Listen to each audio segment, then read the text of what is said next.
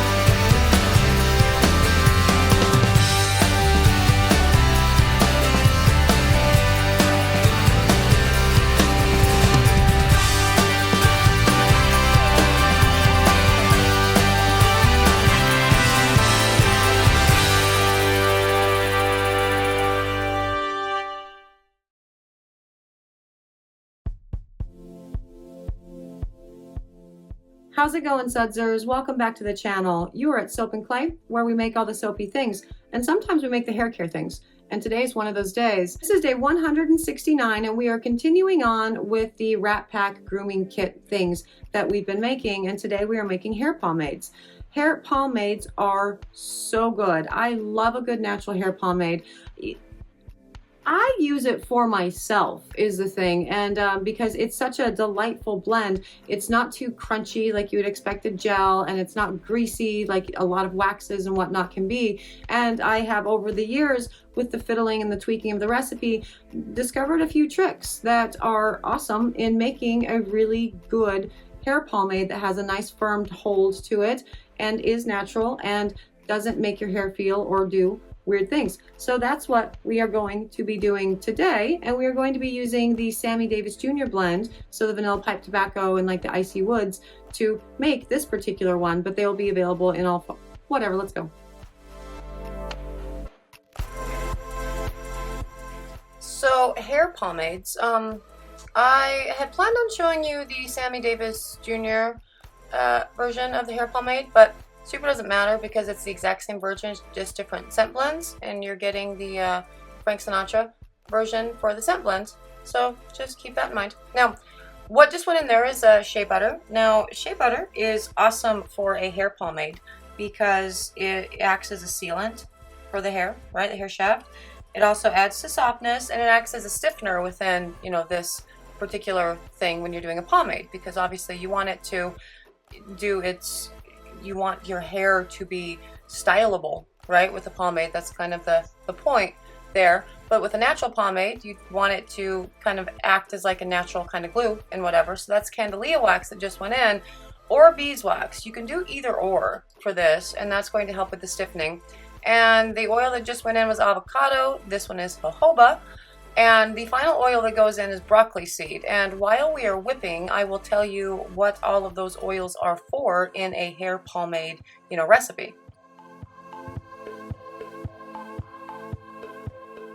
Okay, so once this has all been held at heat for around 20 minutes to make sure there's no graininess in the shea, I then cool it down and it becomes this essentially. And then we just whip it good, over and over for like 15 minutes is the total whip time on all of this. And I'm not going to show you all of it, obviously, because this video is like less than 15 minutes long. So super not going to show it to you all, or all of it to you. Right, yeah. And as it's whipping, I'm going to be adding in arrowroot powder. Now for this particular batch size, I'm putting in 6 tablespoons of arrowroot. Arrowroot is going to help with the wicking away of the excess moisture that may come from some of these oils, but it's also going to help with the whippiness of it as well, to create more of a, you know, like cream consistency to the pomade that's easily meltable between your hands, and then you style it through your hair and all that jazz.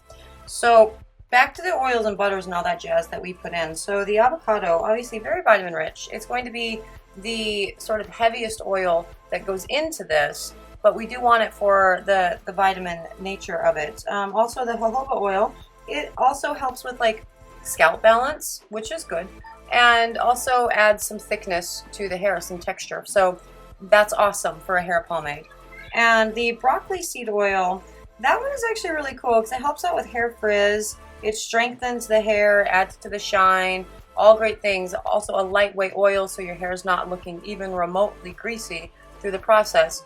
And that is kind of an important thing in a natural hair pomade, and by kind of important, I mean it's critically important, right? So what do you want a hair pomade to do? You want a hair pomade to obviously help style your hair. So however you want to do that, you want it to have enough stick that it will, you know, achieve that. You want it to not look weird and white and crusty in your hair, like after you put a gel in and then you touch it and like the white thing. You don't want that. You also don't want your hair to look greasy, like you didn't wash your hair. But one of the biggest benefits with the hair pomade, in addition to all of that, is that it is also made of all of these great things that are helping keep your hair nice and healthy. And, you know, no split ends, no flyaways, none of that jazz. And this recipe does all of those things, which I love. I mean, I like the hair pomade so much that I actually use it for my hair. I very rarely style my hair, but when I do, I use this. And that's awesome. Soap Glycolate number 1, she has very, very textured hair, very curly, and we use it on her as well. And what is going in there is the extract, which is buckthorn extract for this. This is great for hair softener as well. I put this in all of my men's products, and as well as the scent blend. So again, I was planning on showing you the Sammy Davis Jr. one, but I filmed the wrong one. So we are working with the Frank Sinatra, the bourbon and, you know, Cubans with a little bit of leather, is that for this instead, which is great. Now, you see how the consistency of the pomade has changed, right? Pretty significantly. It has gained volume, right? And it is no longer as drippy as it was the first couple times that I picked up and tested it. And so now that is when I know that it is ready to be put into the containers. And again, it's about a 15-minute whip time when it's all said and done with this. So it's quite a lot. And isn't it pretty? I love that so much. Now, all of these actually, they don't take long to firm up. So within an hour or so, they are ready to put the lids on. So that's great. It's one of those things where, again, the recipe formulation is the hard part, and the making is not exactly hard. It's a little bit time consuming, but not nearly as time consuming as like my my whipped body butters. Those are, whew, I hate those things. I love those things, like I love using them, but the making is just so tedious. And whatever. Whipped body butters are amazing, so you put in the extra time. But this is much like the whipped body butters. You definitely do not want to skimp on the time that you do the whipping, really, because you want these sort of protein chains and everything to sort of loosen up, and they're becoming more elastic and turning into kind of a new thing with all of the different ingredients that you put into it that will allow it to be, again, it's kind of sticky. It's kind of like a glue for your hair, but when it dries and you've done your thing, it is just, a delightful little pomade. Mr. Soap and Clay, he is a biker every once in a while, right? Like, he always tends to have at least one motorcycle in his life. And this was something that he really loved when I first started making these and putting in the line years ago, because he could style his hair back when he had hair. He no longer has that. He is now, he fixed it, but he could style his hair, put on his helmet, ride to work, and take off his helmet and just, give his hair a couple just run-throughs with his fingers, and it was restyled and good to go. So that is a huge benefit for, something like this. You can't really do that with, like, if you're using like a gel. And waxes you can, but waxes I found run the risk of if you overuse them, your hair ends up looking greasy and not a lot of fun. And you know, nobody likes greasy and not a lot of fun, really, because it's just not a lot of fun. What else is not a lot of fun is my inability to get everything in the container. I am just such a disaster. So I did the lotions earlier, right? Yeah, with the lotion, and I was saying that I was acting like I was drunk or something because I kept spilling everything. I think it's just the Rat Pack line. Like, that's just what it is. I know that I'm working with boozy scents and stuff, and so I'm like, ooh, look at me, I'm gonna be an idiot and make messes all the time. Let's go check out the test.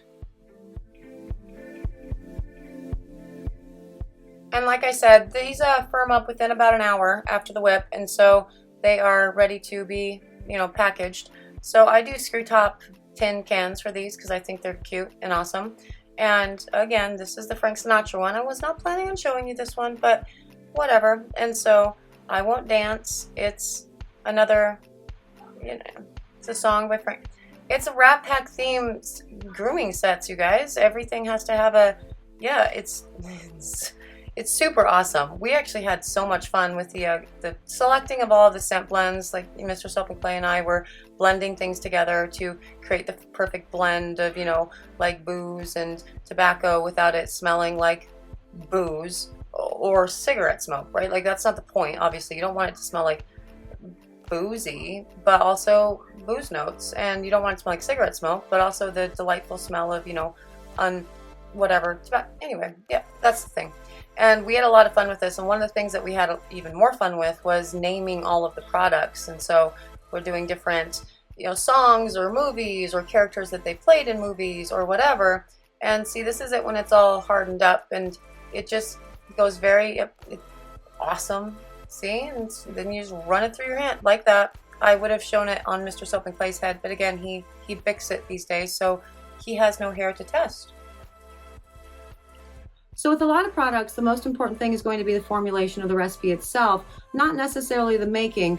This one, it's a quick make process, but they do kind of go hand in hand. You do want to make sure that your butters and your oils are dialed in so you're not getting too much moisture, but also enough of the hard stuff to ensure that you have a nice firm hold. But also with the preparation and the mixing and the making of the things, that whipping step, nobody should ever skip it. That is going to actually determine the difference, I think, between a good hair pomade and an exceptional hair pomade. And these ones are exceptional. I love these hair pomades so much, and I hope you do too, for those of you who have used them, because a lot of people have. And if you are interested in using them, I do actually have the regular version on the website right now at soapandclay.com. And for the ones that are specific to the Rat Pack, you know, grooming kits, they're not available yet. You're gonna have to wait a couple more days, but when they are available, you're gonna want to try them. And yeah, so thank you so much for joining me for another round of 365 days of soap. I super appreciate it. I appreciate you. I am glad that you came along for this ride and you are one of the sudsers. That is awesome. For those of you who are not sudsers, subscribe and you could be a sudser, and that could be something that you might want to do, you know. And for today, I am all done, and I will see you guys tomorrow for another round with the Rat Pack grooming kit line thing. Bye.